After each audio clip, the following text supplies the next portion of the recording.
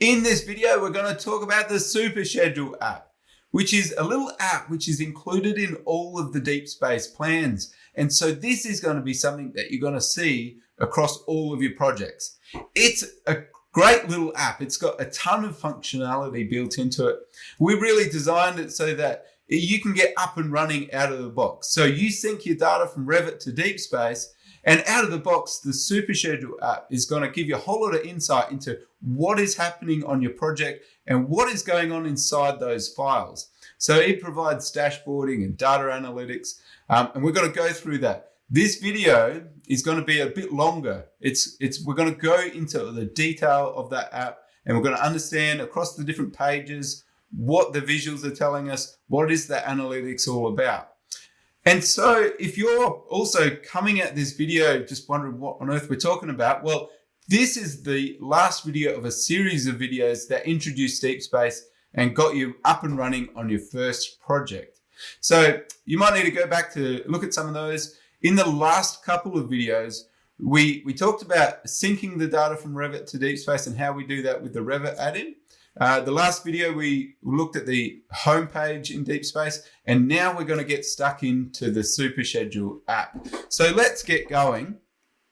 If I'm on my home page here, under the apps button, we can see the Super Schedule app here.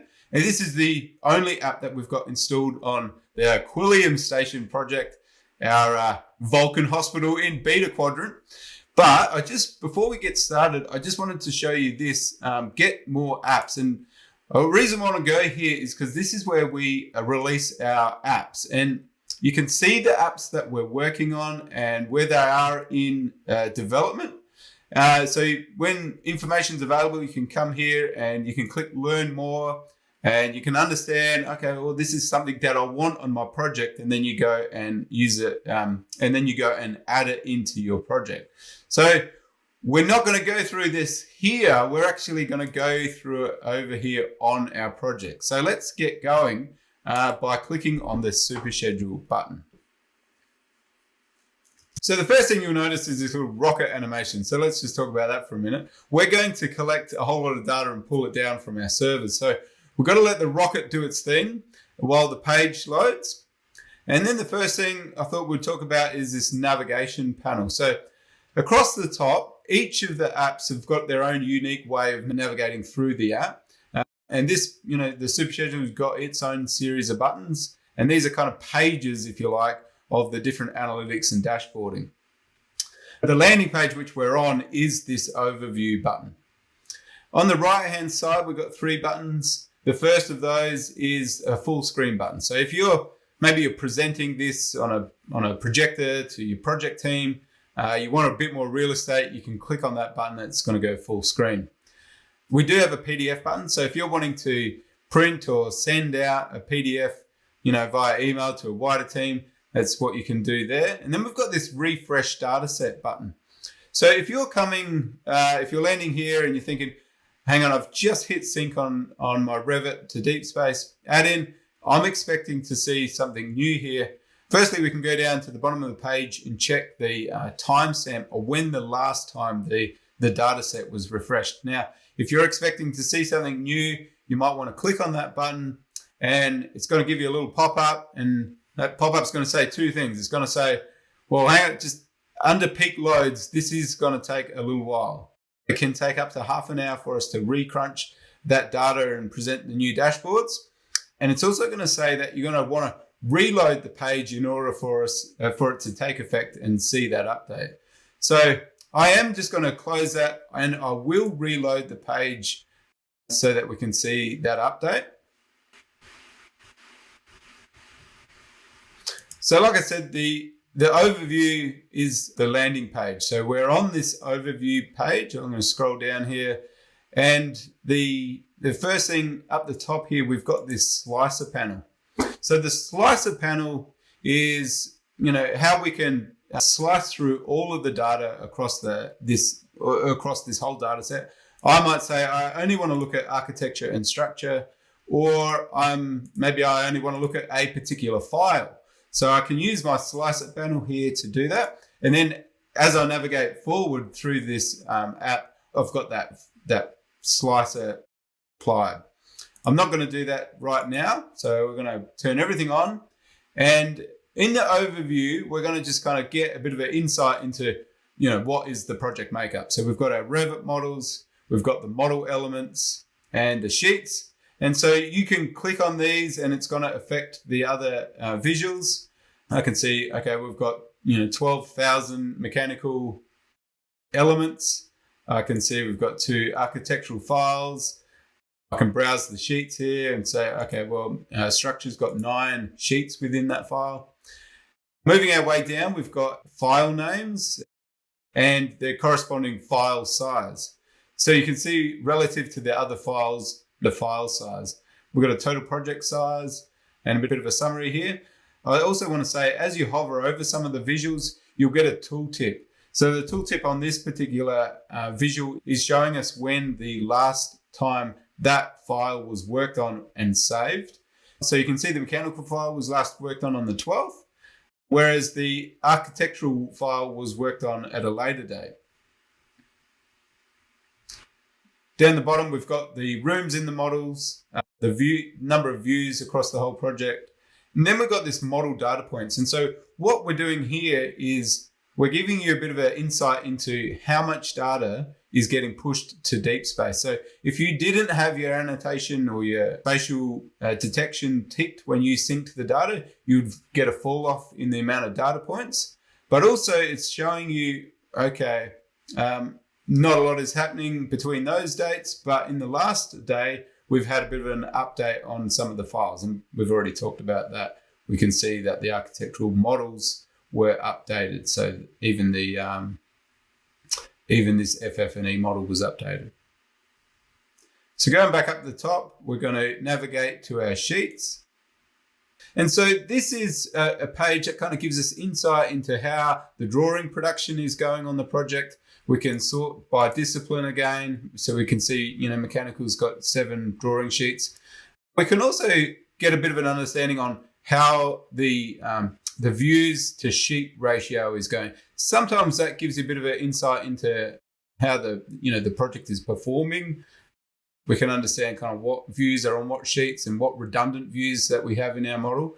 So as we scroll down here, we can also interact between sheets, views, and the category of view type. So what I mean by that is, if I was coming here, I just want to have a look at all the floor plans on a project. So it's something in particular that I'm browsing. I want to click on the architectural floor plans. I can actually see not only the views, the floor plan views on this right-hand side, but on the left it's showing me what sheets have the floor plans in them. So I'll do that again. We can have a look at building sections. And I can see there are 3 sections in here, and I can see what drawing sheets have those on them. Vice versa, I can also scroll down and click on a drawing sheet, and that's going to tell me what is on that drawing sheet. So I've got a 3D view, a building section, and a floor plan on this particular drawing sheet. So that is all for the sheets. Let's go back now to the model elements. And here we're only talking about model-specific objects. We're not talking about views or sheets or dimensions of text or anything like that. We're only talking about model objects. On the top left, we have total number of model objects and elements and how they're distributed across the different disciplines. And as we've always been saying, as you select these visuals, it's going to change what is shown in other visuals on that page. We've also got in the top middle some search fields. I'll come back to those because I want to go through that in a little bit more detail. But on the top right, we've got rooms. So I can expand that and we can start browsing model objects within specific rooms. So the name of the room and the corresponding room numbers. So you can see there's 3 rooms called Computer Lab. And I can select one of those rooms and it's now going to say, okay, well, there's 31 objects in that room. And this table down here is showing those objects in that room. I just want to spend a little bit more time here. If you wanted to flag a couple of rooms, you can actually bookmark those, and they're going to pop up in the top of this filter panel. So let's say I wanted to grab the computer lab, but I also wanted to grab copy and print as well. Now I can actually select all of those, and totally across all of those rooms we have 91 objects. So that's 5 rooms, 91 objects in those 5 rooms, and I can see them down here. We can also see what categories of objects, and we can finer grain selection here as well. That can also be done down the bottom. You can see a visual that represents the model categories, or the number of elements across the different categories and across those disciplines. You can see if I selected air terminals down, we're just down to the 2. Okay, so I want to come back up here and clear this. So I'm going to clear my rooms. I'm going to clear my selections. Now, we've got our 18,000 elements again.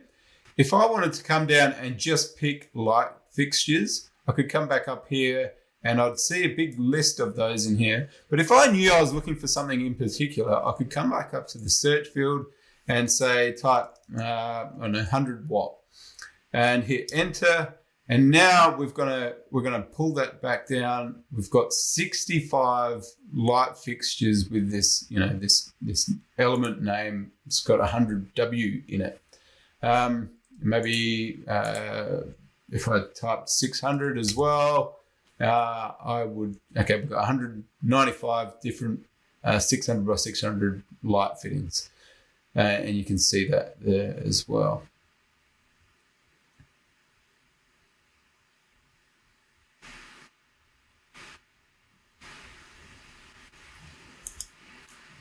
Now on the audit check, and it's probably worth kind of reiterating that the Super Schedule is kind of an entry level app. So there are apps that go into specific things in a far more detail. So we were looking before at the room data.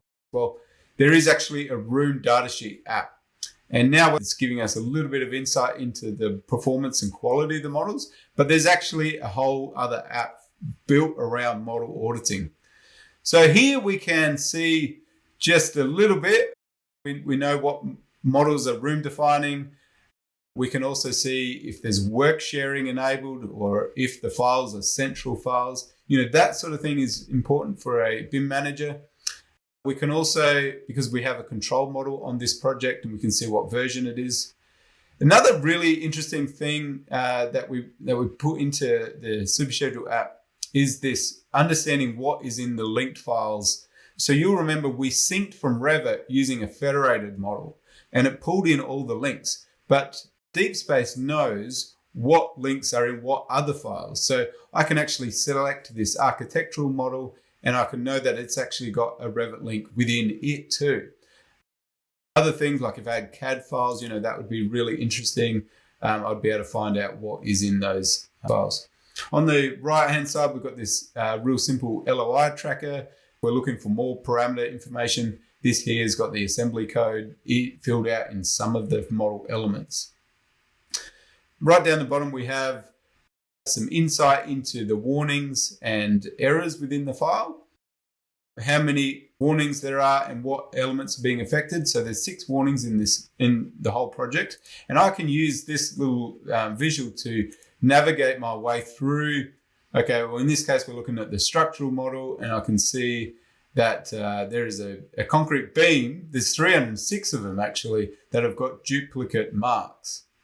I can hover my mouse over here, get the tooltip around what is the warning. Or, I can pick on the architectural model, and I can see what elements are most affected. Okay, we've got highlighted elements here. What is the warning? Well, these highlighted elements are joined but do not intersect. So, that is interesting and really great tool for a BIM manager. So now we're going to talk about the Super Schedule Builder. This is a real powerful tool. What we wanted to do here was put it back in the hands of you guys to be able to build out anything and any parameter around any object that you want. So On the left, we've got a bit of a distribution of the models, and we can, pick down onto a discipline. And then on the right-hand side at the top, we've got our parameters. So this is all of the parameters across the entire project. And so as you select these parameters, it's going to put them into this field up the top here. And then so down the bottom, we have a matrix. So let's just talk about a use case for a moment. Maybe I want to build out a door schedule. I want to expand this architectural model, and here are my doors. So I'm going to expand the doors, and now I'm seeing some parameters, some preloaded parameters for all of the door elements. So I've got family name, mark, type mark, and that's all up here. But maybe there's some other things I want to look at. I can browse, I can scroll down here and pick them, or if I know something specific that I'm after, let's say cost, I'm going to type cost in there. There's a parameter. I'm going to select this, and this is going to build out this schedule. So you can see cost is popped into this table now as well. There is no costs on any of these elements, but maybe there is on fire rating. So let's type fire rating. Okay, now I've got a parameter. I can grab that and pull that in. And so here we go. We've got another column here to my table, and I can see some of these doors have a fire rating. So let's just go back here. And if I knew there was some sort of parameter that I'd be interested in, I can't remember what it was called, I can actually scroll down here and browse. So maybe width could be interesting, and height. So I've got width and I've got height here for my door schedule. Okay, so what can I do with it? Well, I'm glad you asked. I can actually export all of this schedule that I've built into Excel. So on the right-hand side, up the top of the visual, I've got the 3 buttons. So that's just here. And I am going to export data. And I'm going to hit export. And now it's going to download an Excel file of that schedule that I just built in DeepSpace. So let's open that up. Okay, now my file is open. And so here it is, all the data exactly as I had it inside my super schedule builder. And so I don't know what you want to do with them. Maybe you're going to send this out to a contractor. Maybe you're going to link this into another tracker somewhere that you've got in Excel. But all the information, just as you built it inside of DeepSpace, is all here now and browsable. So we'll put that aside. We'll go back here. And that kind of is the super schedule builder. It's really powerful. And you can imagine, like, once you're in here, you can build anything and you can track anything that you want. The options are endless here. And so that probably brings us up to the end of our tour through the super schedule app. We think it's a great little app. You can get a lot of functionality out of it. Straight out of the box, you can start syncing your data from Revit to DeepSpace. And you and your team can be in here, understanding what's inside the files, understanding what your broader team are working on. And you can start pulling together that information. You can even start exporting some of the specific parameters out to an Excel file that you need to use elsewhere. So that also brings us to the end of our little series. So it's now up to you guys to get your projects into DeepSpace and get using it.